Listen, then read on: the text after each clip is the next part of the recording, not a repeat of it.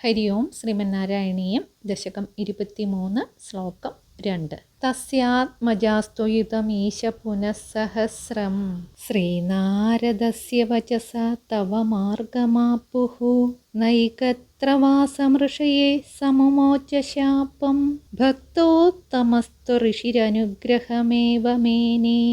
ദക്ഷന്റെ പുത്രന്മാർ നാരദോപദേശത്താൽ സൃഷ്ടി വിമുഖന്മാരായെന്ന് പറയുന്നു ഈ ശ്ലോകത്തിലൂടെ. ഗുരുവായൂരപ്പ, ആ ദക്ഷന്റെ പുത്രന്മാരാകട്ടെ 10,000 പേരും പിന്നെ 1000 പേരും ശ്രീ നാരദന്റെ ഉപദേശത്താൽ നിന്തിരുവടിയുടെ വഴിക്ക് തിരിഞ്ഞ് മോക്ഷം പ്രാപിച്ചു. ഇതറിഞ്ഞ ദക്ഷൻ നാരദനെ ഒരിടത്തും സ്ഥിരമായി വസിക്കാൻ ഇടവരാതെ പോകട്ടെ എന്ന് ശപിച്ചു. പരമഭക്തനായ നാരദ മഹർഷിയാകട്ടെ ആ ശാപത്തെ അനുഗ്രഹമായി തന്നെ വിചാരിച്ചു. ദക്ഷന് പത്നിയായ അസിക്നിയിൽ ഹര്യശ്വന്മാർ എന്ന പേരിൽ 10,000 പുത്രന്മാർ ആദ്യം ജനിച്ചു.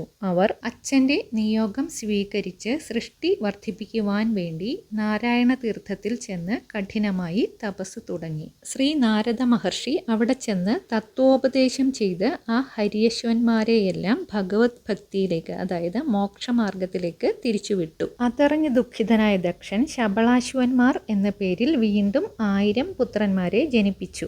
അവരും അച്ഛന്റെ വാക്കനുസരിച്ച് നാരായണ തീർത്ഥത്തിൽ ചെന്ന് തപസ് തുടങ്ങി. അവരെയും നാരദൻ ജ്യേഷ്ഠന്മാരുടെ മോക്ഷമാർഗത്തിലേക്ക് തന്നെ തിരിച്ചുവിട്ടു.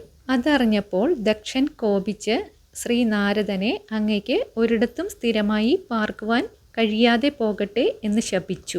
എന്നാൽ ആ ശാപം തനിക്ക് ഒരു അനുഗ്രഹമാണെന്നത്രേ ക്ഷമാശീലനായ നാരദൻ വിചാരിച്ചത്. എവിടെയെങ്കിലും സ്ഥിരമായി പാർക്കുമ്പോഴാണല്ലോ സംസാരബന്ധമുണ്ടാവുക.